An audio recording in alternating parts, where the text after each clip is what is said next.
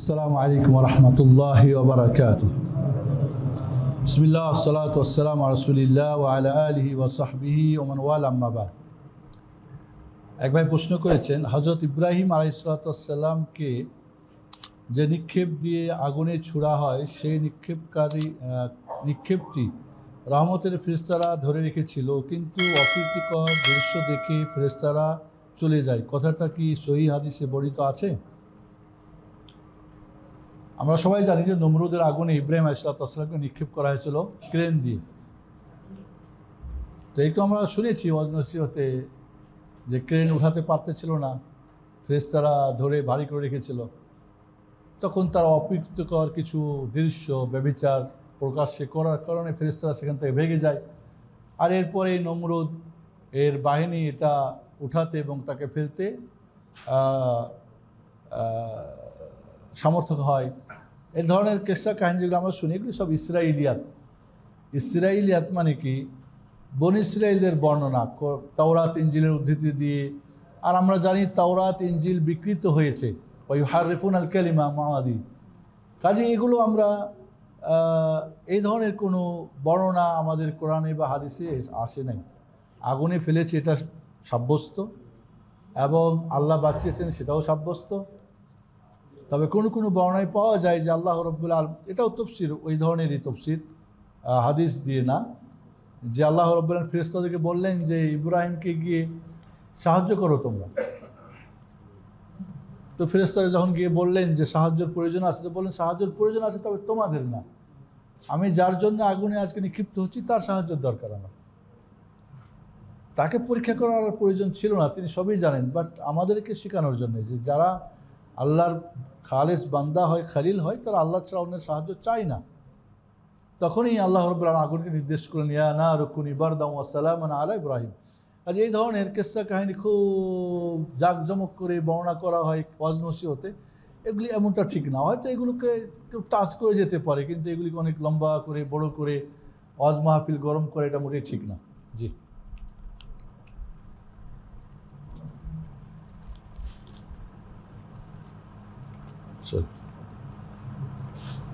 সুন্দরবনের হরিণের মাংসের বৈধ কেন পন্থা না খাওয়ায়?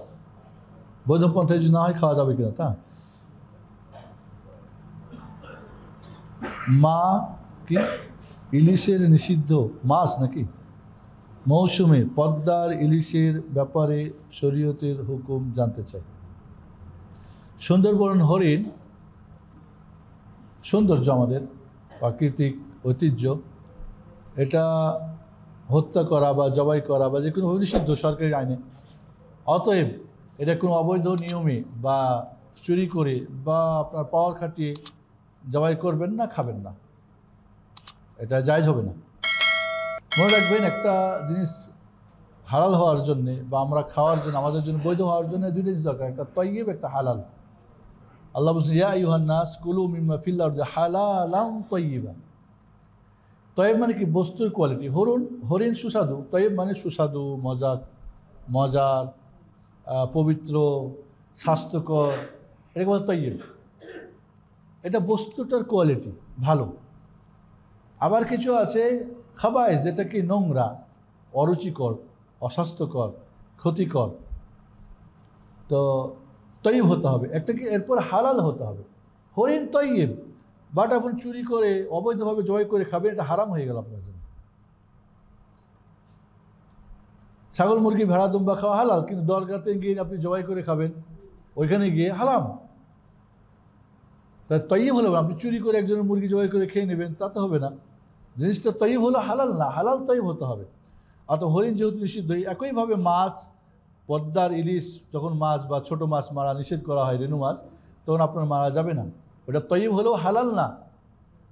এইখানে অনেকে আছে, আরে ইসলামী সরকার না, কাজে তার কোনো নিয়মই মানা যাবে না। এটা কিন্তু খারিজিদের আকীদা না, যেটা আমার শরীয়তের সাথে সাংঘর্ষিক না। লা তাআতা লিমাখলুক ফি মাসিয়াতিল খালিক। আল্লাহর যেখানে নাফরমানি সেখানে আপনি আনুগত্য করবেন না, যেখানে আল্লাহর নাফরমানি নাই সেখানে আপনি আনুগত্য করবেন। ট্রাফিককে কোরআন হাদিসে দেওয়া আছে, ট্রাফিক নিয়মকরণ কোরআন হাদিসে কোন পৃষ্ঠায় আছে কোন তো আপনারা মানবেন না? অসার নিয়ম মানবেন, কত কিছু আছে।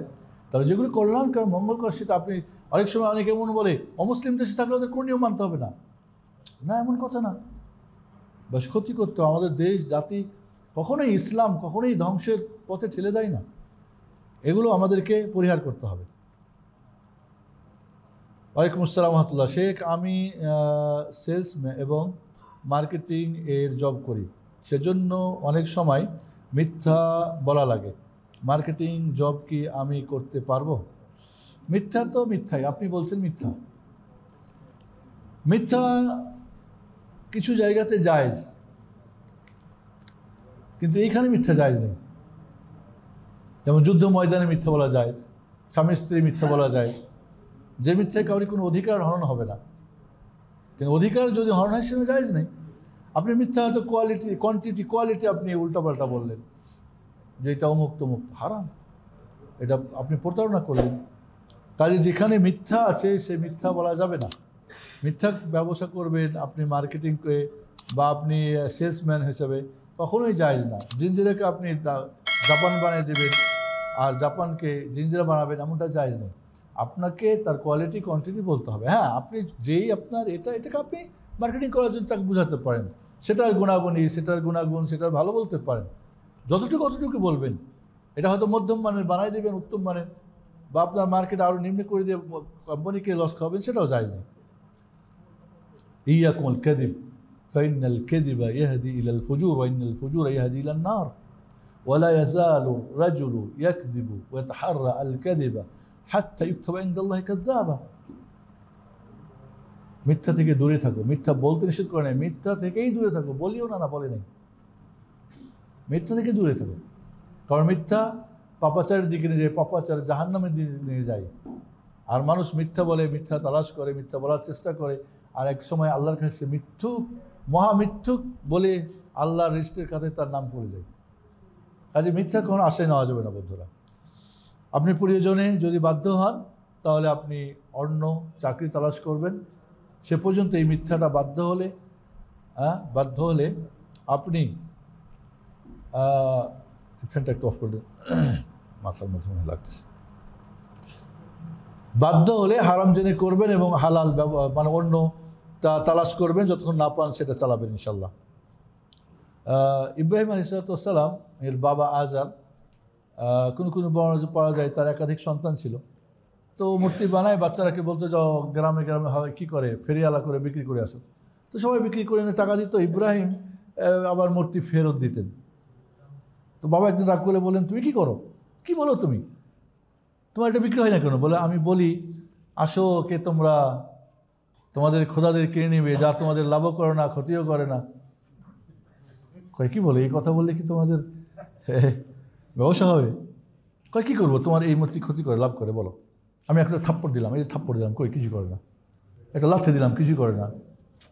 হ্যাঁ কী করো তুমি বলো। তো অন্য ভাইয়েরা দেখে ঠিকই তো, ইব্রাহিম তো ঠিক, বিবেক ঠিক বললেও এটা কিন্তু বলছে না, বা স্বার্থ বলছে না, এমনটা না। আপনাকে স্বার্থ আপনাকে মনে রাখতে হবে, মিথ্যা হারাম। আমরা মূলধারার মিডিয়ার উপর সিভিল ও নির্ভরশীল যে কোনো সংবাদ পাওয়ার জন্য, কিন্তু বেশিরভাগ মিডিয়াই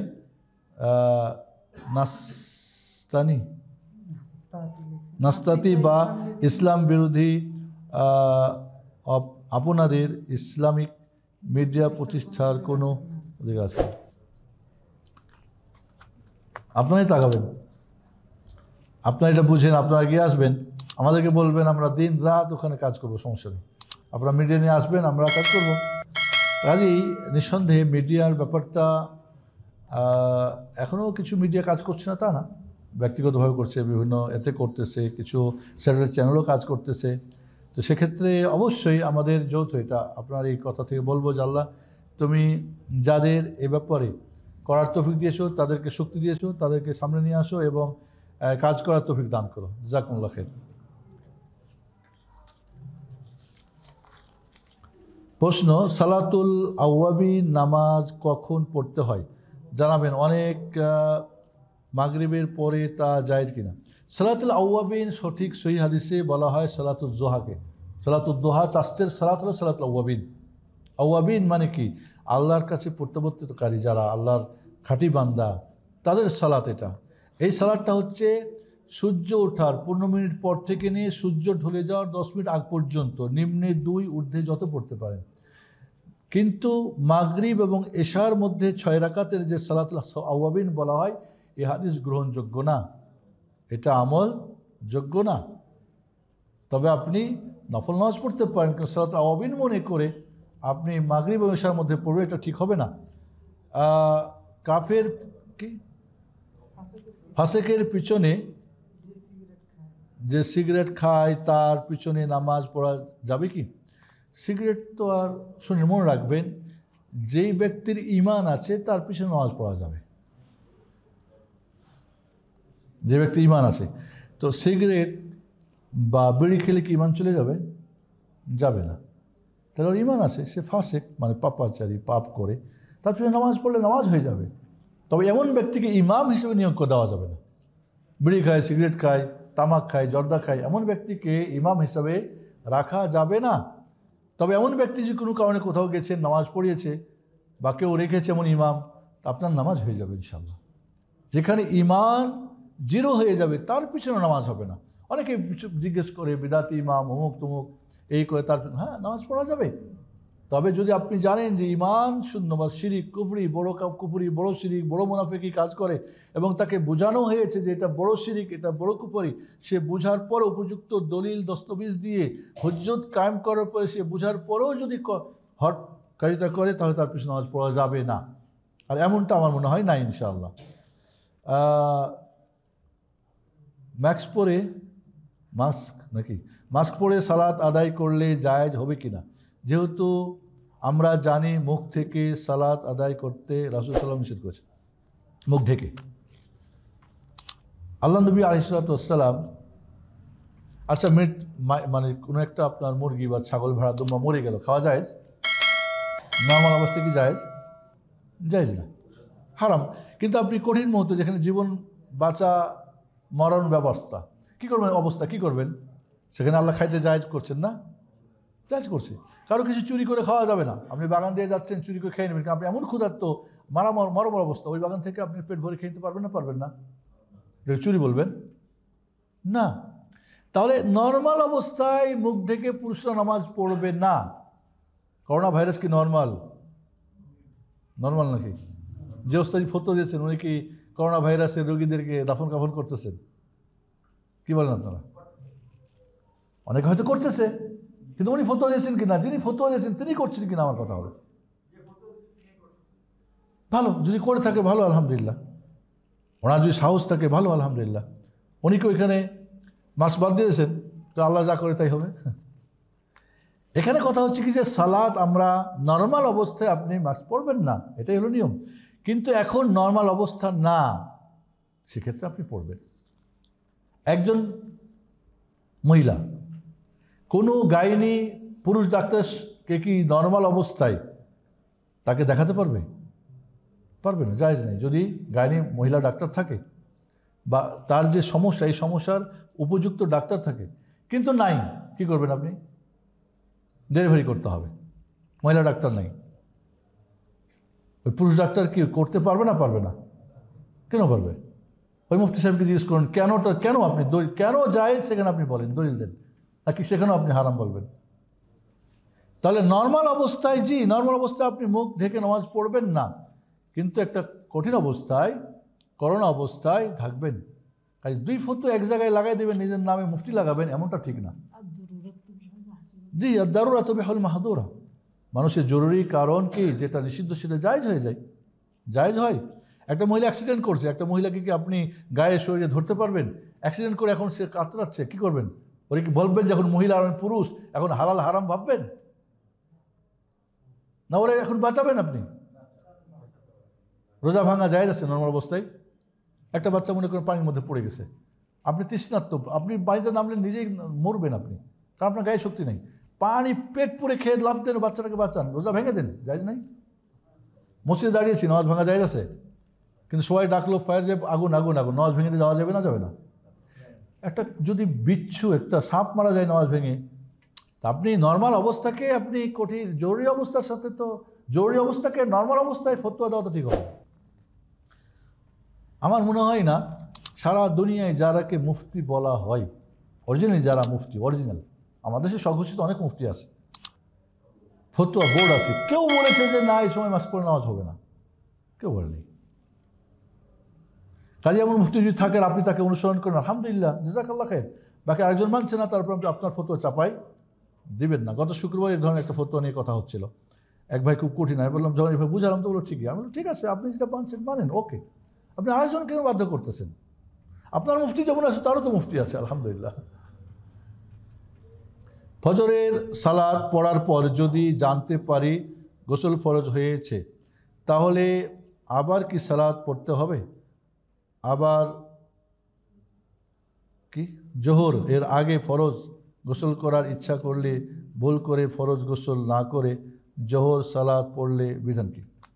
মোট কথা, যদি আপনি অপবিত্র অবস্থায় সালাত আদায় করে থাকেন তাহলে আপনাকে পবিত্রতা অর্জন করে আবার আদায় করতে হবে। তবে অপবিত্র বস্তু নিয়ে যদি আপনি সালাত আদায় করেন, উজু করেছেন, গোসল করেছেন, কিন্তু আপনার কাপড়ে হয়তো অপবিত্র ছিল, ভুলে গেছেন, বাচ্চা পেশাব করেছিল বা যে কোনো, হয় না অনেক সময়, বা আপনি দেখলেন নামাজের পরে আপনার কাপড়ে বা কিছুতে ময়লা মানে নাপাক ছিল, তাহলে আপনাকে আর নামাজ ফেরাতে হবে না। তাহলে অপবিত্র অবস্থায় সালাত আদায় করলে আবার রিপিট করতে হবে। কিন্তু যদি এমন হয় যে অপবিত্র বস্তু নিয়ে ভুলে হয়ে গেছে সালাত, তাহলে আপনাকে আর সালাত আদায় করতে হবে না। দুটোর মধ্যে পার্থক্য আছে, এটা একটা ফিকিও ব্যাপার আছে। এতটুকু আমাদের কিটা দেশে মূর্তি বানানোর নাস্তিক মুরতাদরা যে চেষ্টা করছেন, সরকার শরিয়ার বিধান শুনতে চাইছে না, সেক্ষেত্রে এখানে আপনাদের একটা কথা বলি, আপনাদের এই বিষয়টা আপনারা আমার সঙ্গে একটু সময় দেন। আরবিতে 5টা শব্দ আছে। কি শব্দ? একটা হলো ওয়াসান, এর বহুবচন হচ্ছে আউসান। ওয়াসান বা আউসান বলা হয় যার ইবাদত করা হয় কিন্তু কোনো আকৃতি নাই। কবরে পূজা করে না, কোনো পাথরকে গিয়ে সিজদা করে, পাথর তো কোনো আকৃতি নেই, পাথর তো নির্জীব, কবর তো কোনো জীব নাই, আছে কি? আত্মা আছে। তো যদি কোনো বস্তুর ইবাদত করা হয়, সিজদা করা হয় বা তাকে চাওয়া হয়, যার কোনো জীব নাই, জীবন নাই, আকৃতি নাই, তাকে বলা হয় ওয়াসান। একে বলা হয় বহুবচন আউসান। এটাও মূর্তি। 2 নম্বরে, তাহলে মূর্তি বলতে আমরা মনে করি কি বলে, মূর্তি না, আমরা বলবো এটাকে ওয়াসান মানে কি বলবো, কবর। আপনাদের আমাদের দেশে দেখেছি যে মাজারগুলোর যে পূজা হয় কীভাবে হয়, ওখানে কি পীর সাহেবের বা যে মরে গেছে ওর আকৃতি দেওয়া আছে? কবরে গিয়ে সিজদা করা হয়, মনে করে উনি জিন্দা আছেন, আমাদের কথা শুনছেন, বাবা দাও, আব্দুল কাদের জেলানি মুক্ত। তাহলে এগুলিকে বলা হয় আউসান। এগুলি হারাম, কোনো এখানেই নাই, শর্ত নেই, হারাম, কারণ শিরিক এগুলো। 2 নম্বর একটা শব্দ হচ্ছে কি সানাম, এর বহুবচন হয় কি আসনাম। সানাম আসনাম বলা হয় যার আকৃতি আছে, আত্মা আছে, রূহ আছে। সেটা পিতল দিয়ে হোক, স্বর্ণ দিয়ে হোক, চাঁদি দিয়ে হোক, সেটা মাটি দিয়ে হোক, যেটা পাথর দিয়ে, মানে যে আকৃতি, যার রূহ আছে, আত্মা বিশিষ্ট কোনো বস্তুর, কোনো জিনিসের বা কোনো জীবের কি করা হয়? আর্ট করা হয়। এবং তার অবয়ব আছে, তার কায়া বা কি বলে একটা শরীর বা একটা গঠন করা হয়েছে। এগুলি হারাম, অবশ্যই এগুলি হারাম, অবশ্যই এগুলি শিরক, অবশ্যই এগুলি শয়তানের কাজ। 3 নম্বরে একটা শব্দ হলো কি সূরা। সূরা মানে ছবি, সাধারণত আমাদের যে ছবি, আইডির ছবি, পাসপোর্টের ছবি যেটা, এটার বহুবচন কি তাসাউইর বা সুয়ার। এটা জীব জন্তুর যদি হয়, আত্মা বিশিষ্ট মানুষ বা কোনো কিছুর হয়, তাহলে এটা আর্ট করা হারাম, বিশেষ জরুরি প্রয়োজন ছাড়া এটাকে আর্ট করবেন, ছবি বানাবেন, অপ্রয়োজনে করবেন, সেটা জায়েজ নেই। আর এই ছবিগুলোও কি, এই ছবি শব্দটা বা আর্ট করাটা ওই মূর্তির ক্ষেত্রে ব্যবহৃত হতে পারে, সানামের ক্ষেত্রেও এটা ব্যবহৃত পারে। সানাম আর্ট করেছে, সেখানেও তাসবির বলা হয়, সেটাকেও তাসবির অর্থ আসতে পারে, সূরার অর্থ আসতে পারে। কিয়ামতের দিন সবচেয়ে কঠিন আযাব হবে যারা এই ছবি অঙ্কন করে। আল্লাহ নবী আলাইহিস সালাম ছবি মিটিয়ে দিতে বলেছেন, মুছে দিতে বলেছেন। উঁচা কবর সমান করে দিতে বলে দিয়েছেন, মুসলিম শরীফের হাদিস। তাহলে সূরা বা সুয়ার বা তাসাউর এটাও কি বিশেষ প্রয়োজন ছাড়া এটা আঁকাটাও কি হারাম?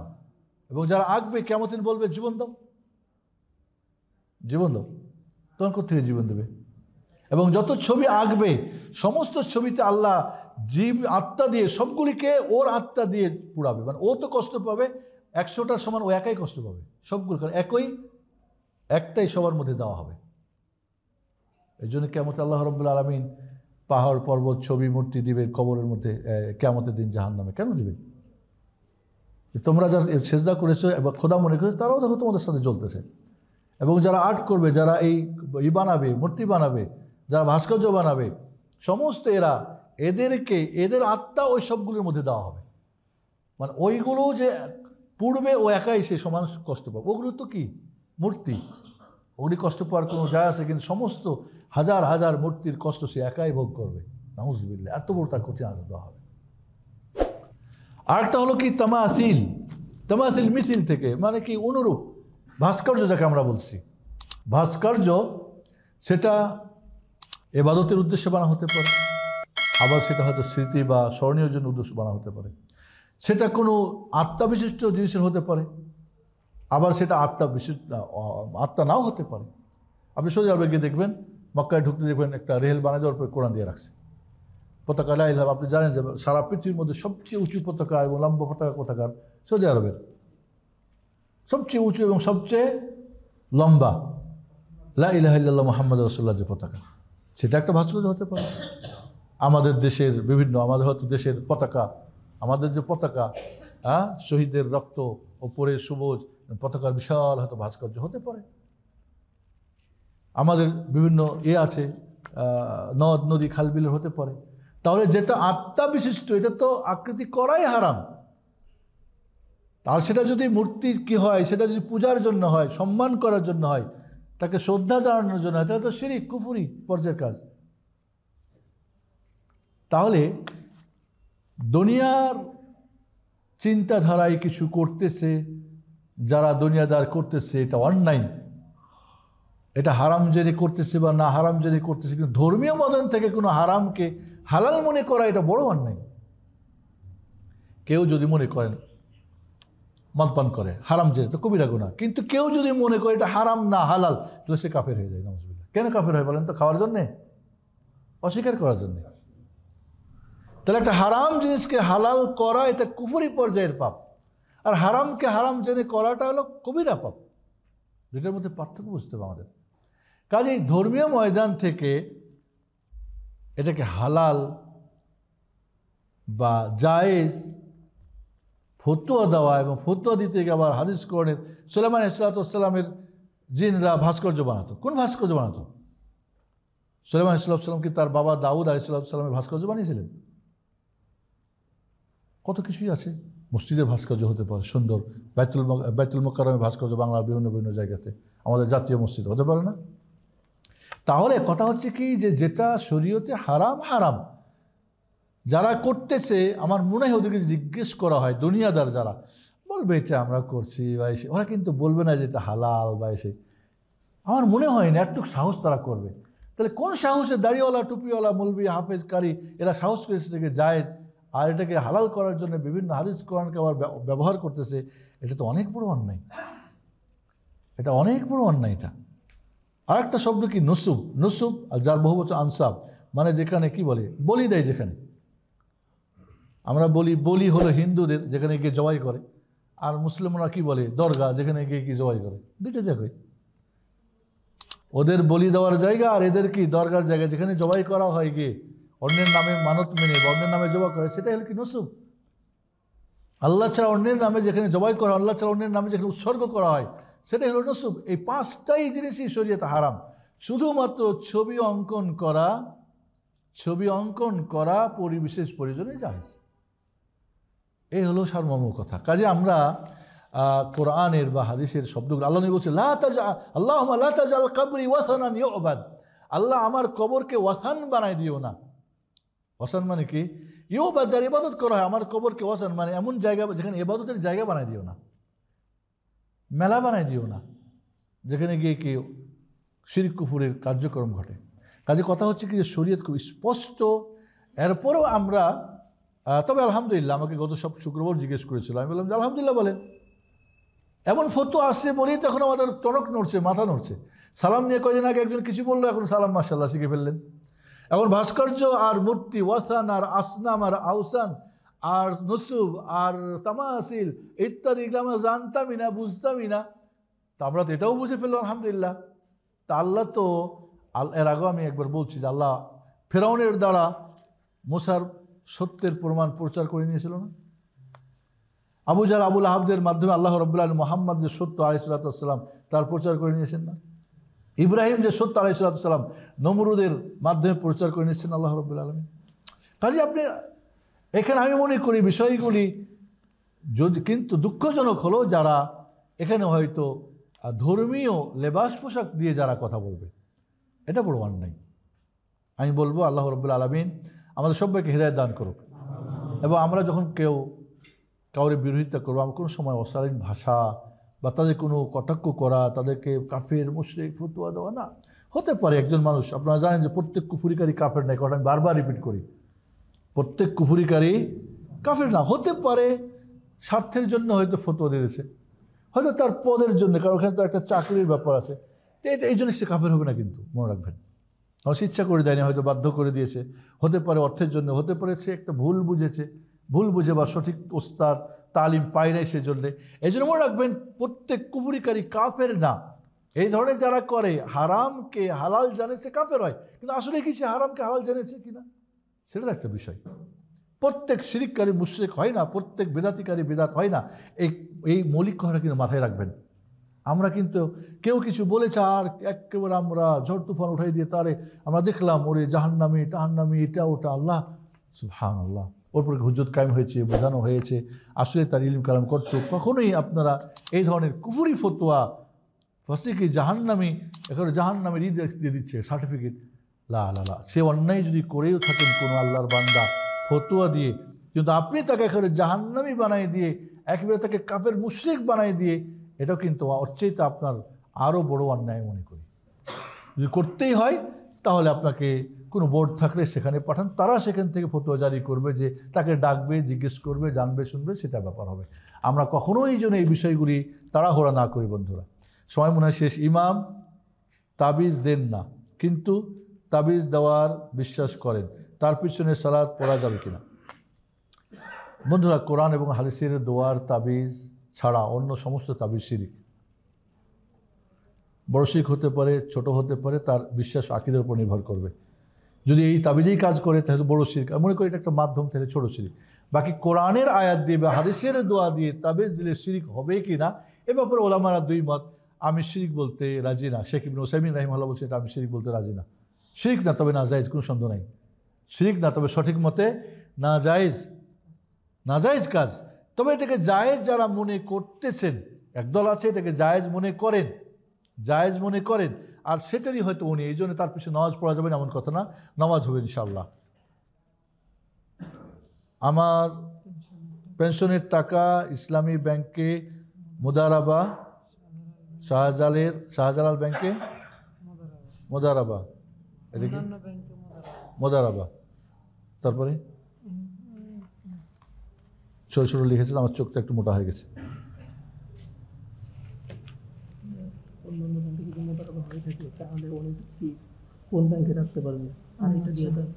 সব ব্যাংকে এখন মুদারাবা সিস্টেম আছে, এখন ওই টাকাটা পেনশনের টাকাটা কোথায় রাখবেন? মুদারাবা বিভিন্ন ব্যাংকে মুদারাবা অ্যাকাউন্ট নামে ইসলামের নামে কি ইয়া করতেছে। আমি মুদারাবা সিস্টেমটা সব ইসলামী ব্যাংকও বলতেছে মুদারাবা, অন্যান্য ব্যাংকগুলোও মুদারাবা নামে কি বাড়ায়। মনে রাখবেন যে বাইরে মুদারাবা কিন্তু ভিতরে মুদারাবা কিনা আপনি কনফার্ম হবেন।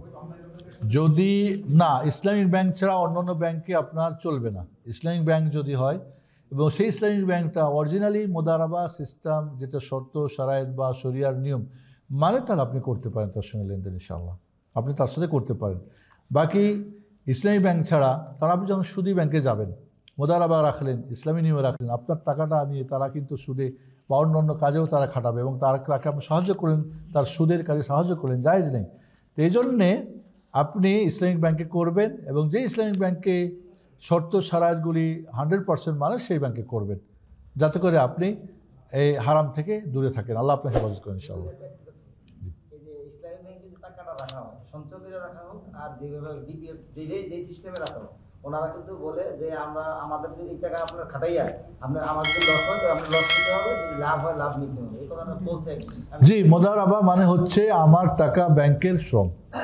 আমি আপনাকে টাকা দিলাম, আপনি আমাকে 5 লাখ টাকা দিলাম, আমি ব্যবসা বাণিজ্য করলাম, মাস শেষে হিসাব করে লাভ আমি খরচালি সব বাদ দিয়ে আপনি 50 আমি 50 বা আপনি 40 আমি 60 যা আমাদের চুক্তি হয়েছে এর উপরে ভাগ করে নিলাম, জায়েজ আছে, এটাকে বলে মোদারাবা। ব্যাংকে আপনি আমানত রাখেন নাই, কি দিয়েছেন? ব্যবসার জন্য টাকা দিয়েছেন। অন্য অন্য ব্যাংকে আমি টাকা আমানত রাখি, আমানত টাকার কিন্তু হেরফের করার কোনো অধিকার নেই, অধিকার নেই। কিন্তু আমি ইসলামিক ব্যাংকে দিয়েছি ব্যবসা করার জন্যে, ও হেরফের করা যায়, কারণ শর্ত হলো সে হালাল ব্যবসা করবে, হারাম ব্যবসা করবেন না, এবং সেখানে লাভ লস অংশীদার হবে, এবং লাভের কত অংশ আমাকে দিবে, ফিক্সড না, লাভের কত অংশ আমাকে দিবে, জায়েজ আছে। এখন তারা কি হালাল ব্যবসা করছে কি না, তারা লাভ লসে শরিক হচ্ছে কি না, আবার দেখা যায় অনেক সময় কীভাবে, একটু আপনাকে যাচাই বাছাই করে নিয়ে যে ইসলামী এবং জানার অর্থনীতি সম্পর্কে বুঝিয়ে এমন আলেমের কাছ থেকে শুনে এরপর আপনি লেনদেন করবেন। আল্লাহ আপনাকে হালালের মধ্যে রাখুক, দোয়া করুন ইনশাআল্লাহ। আজকের মতো আমরা এখানে শেষ করছি। ইনশাআল্লাহ মাগরিবের পরে আমাদের তাফসীর মাহফিল আছে, আপনারা থাকবেন এবং বন্ধু বান্ধবদেরকে নিয়ে আসবেন, আমরা আশা করি। আসসালামু আলাইকুম ওয়া রাহমাতুল্লাহি ওয়া বারাকাতুহু। জাযাকুমুল্লাহু খাইরান ওয়া বারাকাল্লাহু ফিকুম। সুবহানাকাল্লাহুম্মা ওয়া বিহামদিকা আশহাদু আল্লা ইলাহা ইল্লা আনতা আস্তাগফিরুকা ওয়া আতুবু ইলাইক।